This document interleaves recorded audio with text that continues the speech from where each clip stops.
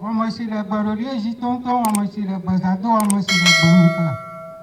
Meyɔ ɖa kakakaka.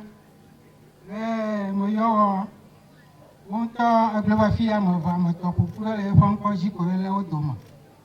Dzideƒo le mía rikɔtɔwo aɖo mía eʋawo katã ƒoƒu ɖe afi ya si be wo Mawu gã ele mía dome hele to ɖom mí vavã.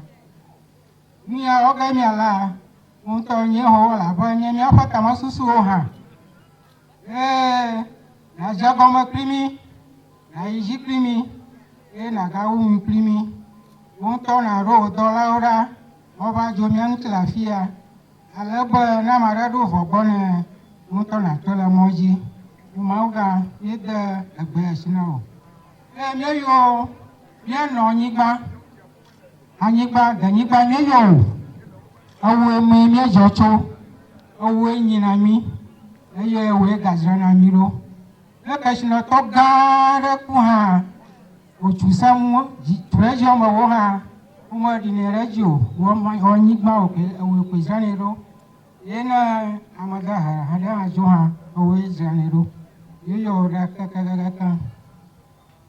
Míeyɔ mía tɔgbui gã, mía tɔgbui gã malɔŋue kple tɔgbui ʋenya. Mía tɔgbui gã ʋenya, meyɔ zikpui etɔ̃. Wò ye dzedze, wò aɖaŋu dzedze, yina be ne kplɔ mí va da ɖe afi ya gba, ame aɖe go yim anyigba ya dzi, ewoe na hafi. Míeyɔ wo ɖa kakaka. Ewoe kplɔ mí to mudza, kplɔ mía tɔgbuiwo to mudzavawo me, etɔkawo me, avɔtsuwo me, ekpe fu geɖe be yeviwo megatsrɔ̃ o. Ne kplɔ wo va da ɖe afi ya, ye míawo hã mí dzidzɔ kpɔm egba go yim. Míeyɔ wo ɖa be nànɔ mía dome le gbɔgbɔ me. Be nu yawo ge míala ɖe, wòadze fiawo to, adze gawo to. Meyɔ tɔgbui gã tegli, meyɔ o. Meyɔ tɔgbui akplɔmaga. Meyɔ tɔgbui agbeŋgɔ tso amazolo me dzime tseƒe. Exasese be kplo ba me. Ele me ɖewo fɔ de dzi mía tɔgbui gã meyɔ o. Meyɔ Okonfo Anɔte, meyɔ wo ɖa kakaka. Tɔgbui xoxowo katã, yiwo katã zɔ.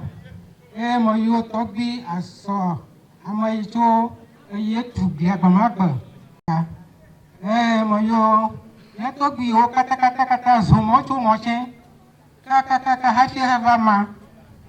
Tso ʋeme yi ɖe ƒugoa, wòyɔ mi katã ɖa be miava ɖiɖi ɖe mía dome. Nu yawo ge míala, wòdze fiawo to, adze gato. Meyɔ mía tɔgbui adoʋu baɖaʋu, adoʋua ʋu sese wònye. Nenye ɖevi ne be yeava doʋua ne mekpɔ nyuie akpali afɔ adze anyi. Meyɔ wo kakaka. Meyɔ tɔgbui adzokalolo, wole sɔgbe na adzoviwo. Meyɔ mía klikɔwo ƒe aʋadada tɔgbui afaɖi, aʋadada meyɔ o. Meyɔ eɖusime fiagã, klikɔwo me ɖusime fiagã tɔgbui Sasimadza. Meyɔ dome fiagã tɔgbui Katakpo Saba. Meyɔ mía fiagã tɔgbui Kɔvuvu ebe dzodzi le gbɔ. Meyɔ wo ɖa kakaka. Meyɔ fiagã mewo kɔ.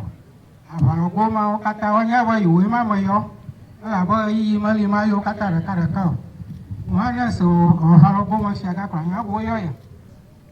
Meyɔ mamawo. Meyɔ mama Agblekadɔ, mama Kuia, mama Mamle, mama Mɔli, meyɔ mama Hodzige. Meyɔ mi katã kakaka, ŋu mexlẽ afia o.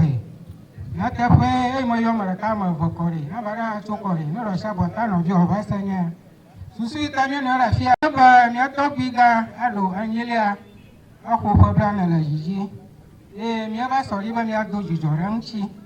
Ne susu ya ta, míebia tso ame sia ame si be ne dze le ame aɖe domi, ame aɖe kple ame aɖe domi efi wòva afi ya hã, ne lɔnɔvia ɖeka wɔ ƒe azaɖume míele. Ame aɖe ɖo fɔ nɔvia dzia, nɔvia ne ɖi te, megagblɔ be katã ɖo fɔ dzinye ɖo hã. Ye mía eʋawo katã dogo tso gli me. Hafi heva ma ɖe, mí katã míawɔ ɖeka wɔ ne nɔ mía domi. Elabe exapi ɖeka meƒo dzoe o.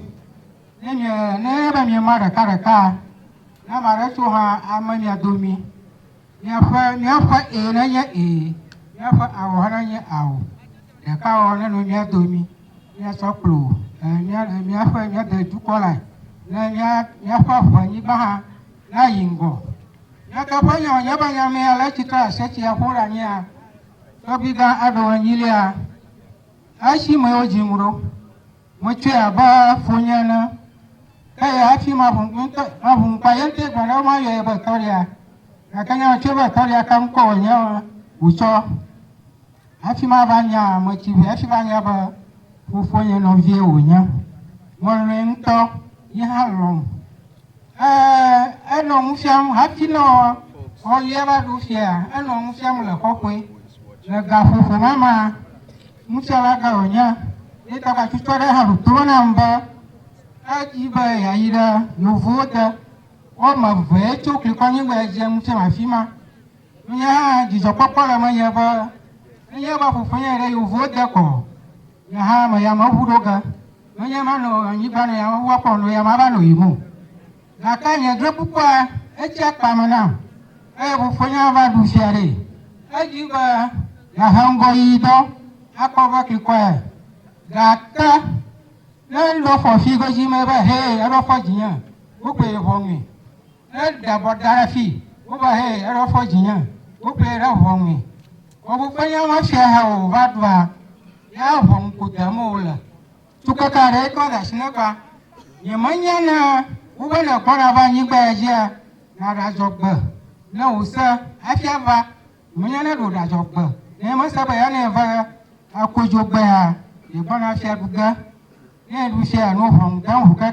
ba da sina ga ma kai ma sana ba kro ya ni manya na mo akai ne ba za du ne pare mo be ada ma sina ma o ga so poli saba ene ya gba fufu nya mo fu nya fu afia bare mo ga so poli sa ne to gba fufu ma ye ojijo ho ma dada fia nya la fia homlia suku ya yedo sukura fia suku ya ha o do la fia ha ya ho dan manya na ho ma to aro ga la ji kokoko ne ba na ko na ma de bia ko na fufu a ta ho bo la ji e be na ga ho a de ho do pa ga a de ga fi mo ye o ho ya la ya na fa so ke ko ya fi mo be fo mo ro ko ajiya o nya na ba bo fo nya ne yo ma hu ko ha po ye ma nya ba nya ma blo chi ga ni mo ko ya ma hu jara ni ba ko abale ta mo bie no ta tu pa ji asa dunya ne gbare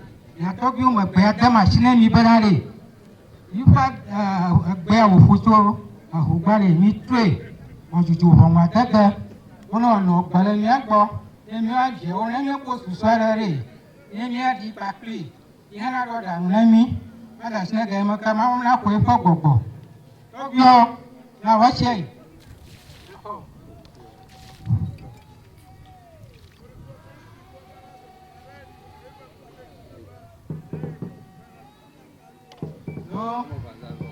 Tokyo Yamaha na hoka ka